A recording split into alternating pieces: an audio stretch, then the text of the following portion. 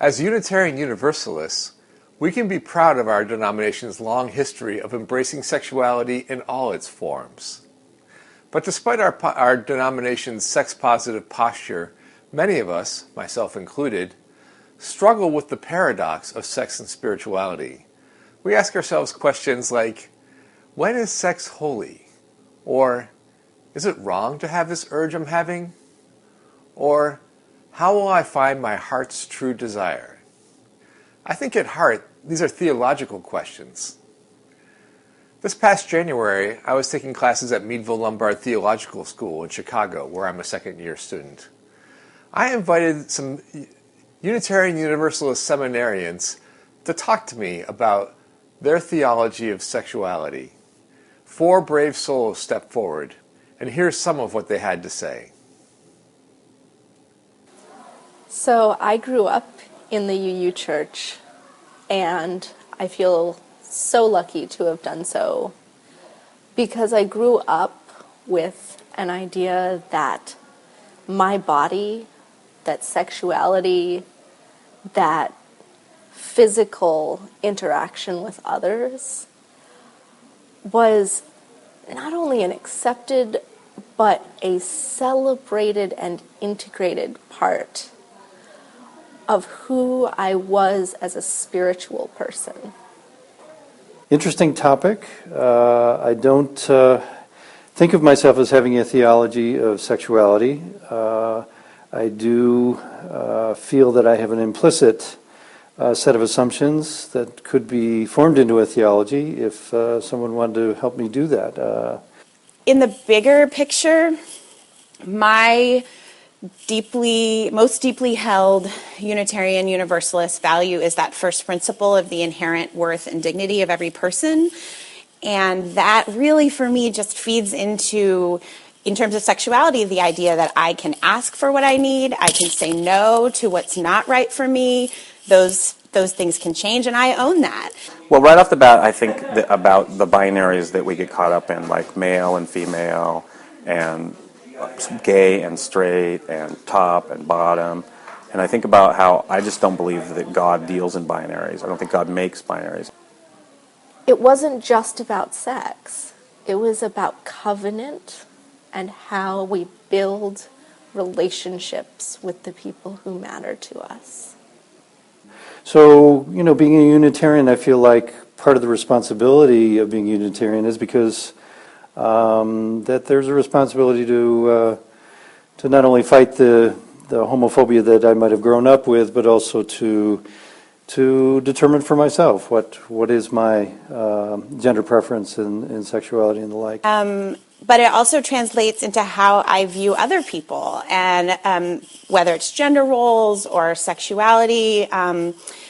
I have a real passion for transgender rights, and I play in a band with someone on the transgender spectrum, and we sing and rock out about those issues. And so it's a lively, spiritual, musical experience for me that I tie back to my Unitarian Universalist beliefs and values.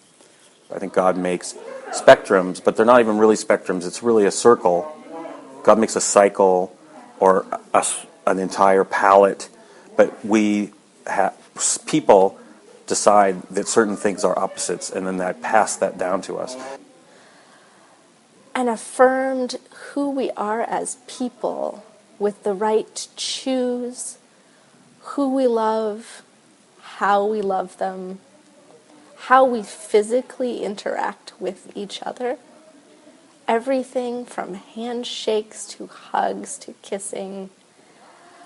I will say that I feel that sexuality and sex is it's part of the joy of life. I mean, I think about, in terms of sexuality and religion, what I hope for my children. I have a son who's 3 and a daughter who's 5, and I hope that both of them sense a spirituality to their being, to their body, and that they don't separate the body from the spirit. That's something that is really important to me, and something that I express through dance and music and worship.